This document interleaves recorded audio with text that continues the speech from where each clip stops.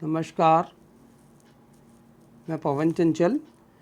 आज हम BSc part second के थर्ड पेपर को पढ़ना शुरू कर रहे हैं। स्थिति विज्ञान के बारे में आज हम पढ़ना शुरू करते हैं। स्थिति विज्ञान है क्या और इससे संबंधित जो हमारे कोर्स में जो टॉपिक्स हैं, जो चैप्टर्स हैं, उसे पढ़ने के लिए हमें पहले इसके बारे में जो आपने पूर्व की कक्षाओं में पढ़ा है उसकी जानकारी होना बहुत आवश्यक है। तो हम पहले जो आपने पिछली कक्षाओं में पढ़ा है उसके बारे में कुछ बातें करते हैं। स्थिति विज्ञान यांत्रिकी की वह शाखा है जिसमें कार्यशील बलों द्वारा कण अथवा पिंड को विरामावस्था में रखने वाली अवस्थाओं का अध्ययन किया जाता है। यानी कि वे बल जो किसी कण को विरामावस्था में रखते हैं या पिंड को विरामावस्था में रखते हैं, उन बलों का या उन अवस्थाओं का अध्ययन किया जाता है।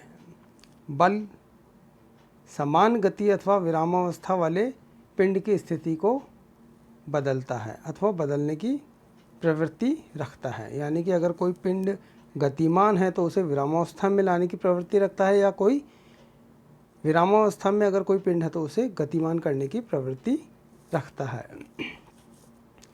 बल के समझने के लिए हमें कुछ बातों का ध्यान होना बहुत ज़रूरी है, जिनमें पहली है बल का परिमाण यानी कि मैग्नीट्यूड। बल का परिमाण यानी कि ग्राम और किलोग्राम में इसकी माप होती है।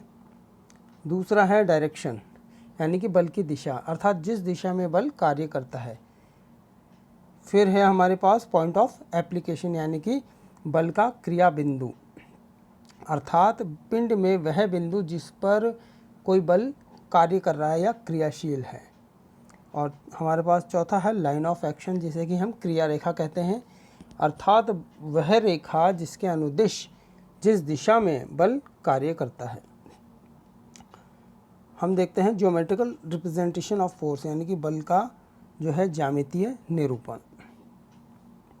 जैसा कि हम जानते हैं कि यहाँ मैंने एक डायग्राम बनाया है। ओ बिंदु पर एक बल कार्य कर रहा है जिसे मैंने F से रिप्रेजेंट किया है। तो इसे हम इसकी OA को उसकी क्रिया रेखा कहते हैं, यानी कि बल OA की दिशा में कार्यशील है।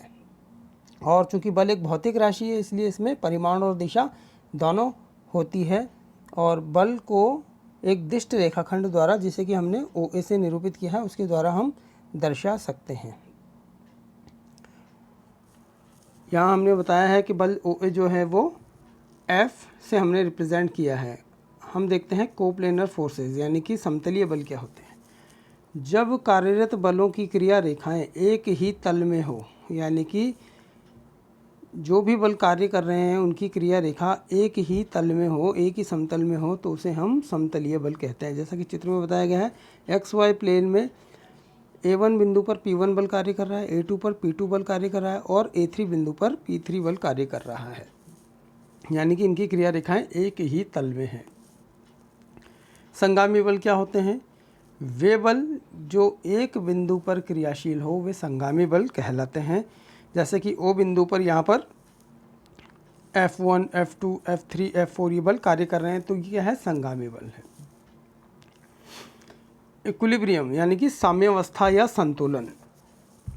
यदि किसी पिंड पर क्रियाशील दो या दो से अधिक बल उसे विरामावस्था में रखते हैं तो वे संतुलन या साम्यावस्था में कहलाते हैं। यानी कि एक पिंड के एक ही या अलग अलग बिंदुओं पर क्रियाशील दो बल संतुलन में कब होंगे, उनके लिए क्या होना चाहिए? उनका परिमाण समान होना चाहिए, दोनों बल एक दूसरे के विपरीत दिशा में हो और एक ही सरल रेखा के अनुदिश हो, तो हम क्या कहते हैं कि बल साम्यावस्था में हैं। अब हम देखते हैं समतलीय बलों का संयोजन यानी कि कंपोजिशन ऑफ कोप्लेनर फोर्सेस।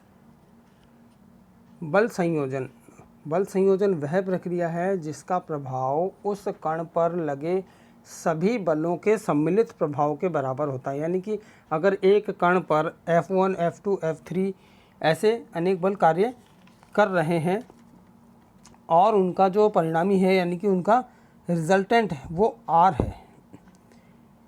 तो R उनका परिणामी है और ये जो भी बल है ये इसके घटक कहलाते हैं और वह R परिणामी बल कहलाता है। यदि किसी कण अथवा पिंड पर लगे बलों का परिणामी शून्य होता है तो हम ये कहते हैं या कह सकते हैं कि कण अथवा पिंड संतुलन में होगा। अब हम देखते हैं एक ही सरल रेखा में क्रियाशील बलों का परिणामी। इसमें दो स्थितियां हमारे पास। एक ही सरल रेखा में तो बल क्रियाशील है, लेकिन पहली स्थिति है जब बल एक ही दिशा में हो। अगर दोनों बल एक ही दिशा में है या जो भी बल है वो एक ही दिशा में कार्य कर रहे हैं तो उनका परिणामी बल उन सब बलों के योग के बराबर होता है और वह उन दिए हुए बलों की दिशा में कार्य करेगा। जो उनका परिणामी है वो उन जो बलों की दिशा है उस दिशा में कार्यशील होगा। दूसरी स्थिति जब बल विपरीत दिशाओं में होते हैं तो कण पर जैसे कि दो बल F1 और F2 विपरीत दिशाओं में हो तो उनका परिणामी जो होगा वो उनके अंतर के बराबर होता है।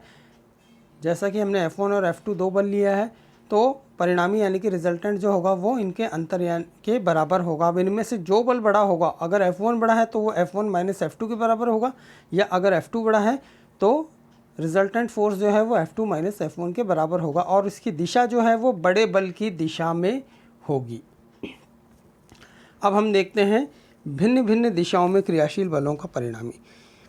तो इसके लिए हमें बलों का समांतर चतुर्भुज का नियम का हम उपयोग करते हैं। अब बलों का समांतर चतुर्भुज का नियम ये आप पूर्व कक्षाओं में पढ़ चुके हैं, यहाँ मैं उसका कथन जो है वह बता रहा हूँ।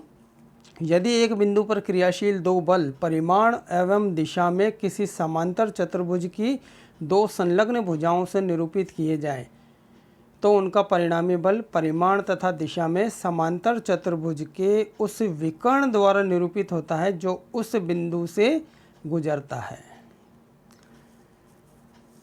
चलिए आगे बढ़ते हैं।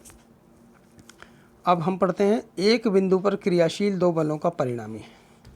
ये हम पूर्व कक्षाओं में पढ़ चुके हैं। यहाँ मैंने इनका फॉर्मूला जो है वो लिखा है और वह मैं आपको बताने जा रहा हूँ। एक बिंदु पर जैसे कि बिंदु ए पर दो बल क्रियाशील है, एक तो है ए बी की दिशा में P बल क्रियाशील है, दूसरा है Q जो कि AD की दिशा में क्रियाशील है और उनका परिणामी जो है ए बिंदु से गुजर रहा है यानी कि विकर्ण जो है AC वो R के बराबर है, वो इनका रिजल्टेंट है। तो यहाँ परिणामी जो है वो R is equal to square root of P square plus Q square plus 2PQ cos alpha इस सूत्र के द्वारा निरूपित किया जाता है या प्रदर्शित किया जाता है। इसी प्रकार जो उनकी दिशा है, परिणामी की दिशा थीटा, वो है tan inverse Q sine alpha upon P plus Q cos alpha. ये परिणामी बल की दिशा को व्यक्त करती है। अब यहाँ पर अनेक स्थितियाँ उत्पन्न होती है, जैसा कि P और Q ये जो दो बल है ये दोनों अगर बराबर हों तो उस स्थिति में यहाँ हमें सूत्र 1 और 2 में P बराबर Q रख करके हमें परिणामी जो है R वो निकालना होगा और वह आता है 2P cos अल्फ़ा बाई 2। इसी प्रकार हम दिशा भी निकाल सकते हैं, क्योंकि जब P बराबर Q होगा तो P बराबर Q होने की स्थिति में यहाँ पर हमारे पास जो उसकी दिशा है वो आएगी अल्फ़ा अपॉन 2। यहाँ पर हम सूत्र में मान रख करके निकाल सकते हैं इसे।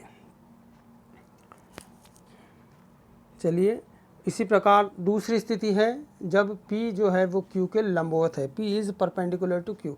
तो यहाँ पर इन्हीं दोनों सूत्रों से हम परिणामी R और उसकी दिशा निकाल सकते हैं। तीसरी स्थिति है जब P पैरेलल है Q के लेकिन वो एक ही दिशा में हो, यानी कि अल्फ़ा, अगर P पैरेलल है Q के लेकिन उनकी दिशा एक ही है तो इन दोनों के बीच का जो कोण अल्फ़ा है वो 0 होगा और इस स्थिति में जो परिणामी है वो P प्लस Q के बराबर होगा। यहाँ पर ये जो P प्लस Q है ये इस स्थिति में जब अल्फ़ा बराबर 0 है तब अधिकतम मान होगा परिणामी का। इसी प्रकार हम दिशा भी निकाल सकते हैं यहाँ पर अल्फ़ा इज इक्वल टू 0 रखकर समीकरण नंबर 2 में। इसी प्रकार जब चौथा केस हम देखते हैं कि P is parallel to Q लेकिन इन दोनों की दिशा विपरीत हो, यानी कि ये जो P और Q बल है इनकी दिशा जो है ये दोनों एक दूसरे से 180 डिग्री का एंगल बनाते हैं, यानी कि दिशा में विपरीत हो, तो उस स्थिति में जो परिणामी हमारे पास आएगा वो P माइनस Q के बराबर होगा जब P Q से बड़ा है तथा Q माइनस P के बराबर होगा जब Q P से बड़ा है। इस स्थिति में परिणामी जो है वो न्यूनतम होगा। अब हम आगे देखते हैं रिजोल्यूशन ऑफ कोप्लेनर फोर्सेस, यानी कि अभी हमने समतलीय बलों का संयोजन पढ़ा था, अब हम देखते हैं समतलीय बलों का वियोजन। किसी बल के तुल्य निर्दिष्ट दिशाओं में घटक बल ज्ञात करने की प्रक्रिया, यानी कि हमें कोई बल दिया हुआ है तो उसकी हम निर्देशीय अक्षों के दिशाओं में जो कंपोनेंट यानी कि घटक ज्ञात करते हैं वह प्रक्रिया रिजोल्यूशन ऑफ फोर्सेस यानी कि बल वियोजन कहलाती है। यदि घटक बल एक दूसरे के लंबवत हों तो यह वियोजन समकोणिक कहलाता है और घटक उसके वियोजित भाग कहलाते हैं। यदि लंबवत नहीं है घटक बल तो ये बल तिर्यक वियोजन कहलाता है। तो तिर्यक वियोजन ये भी आप पूर्व की कक्षाओं में पढ़ चुके हैं। यहाँ चित्र में स्पष्ट है कि O बिंदु पर P और Q बल जो है कार्य कर रहे हैं, F उनका परिणामी है। यहाँ पर जो है O C और ये जो Y है C O Y angle beta है, इसी प्रकार C O M ये है अल्फ़ा हमें दिया हुआ है।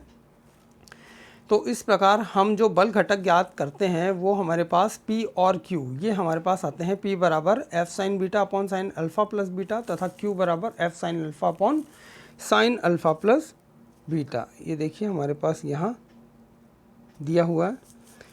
और अब हम देखते हैं वियोजित भाग, यानी कि जब P और Q ये दोनों घटक बल जो है एक दूसरे के लंबवत हों तो घटक बल जो है वो कैसे वियोजित भाग कहलाते हैं, इसके बल के F के रिजल्टेंट यानी कि F के वियोजित भाग कहलाते हैं। तो यहाँ पर हमारे पास चूँकि ये समकोणिक वियोजन है इसलिए बीटा जो है वो 90 माइनस अल्फ़ा होगा। अगर एक अल्फ़ा है तो दूसरा बीटा किसके बराबर होगा, यहाँ पर 90 माइनस अल्फ़ा, यानी कि हम इस सूत्र में जो है P बराबर F sign beta upon sine alpha plus beta, इसमें बीटा की जगह 90 माइनस अल्फ़ा हमने यहाँ पुट कर दिया। तो हमारे पास ये आ गया F कॉस अल्फ़ा। अब इसे हम किस तरह से अभिव्यक्त कर सकते हैं, ये क्या है, F का OA की दिशा में वियोजित भाग। F कॉस अल्फ़ा जो है वो क्या है, OM, जो कि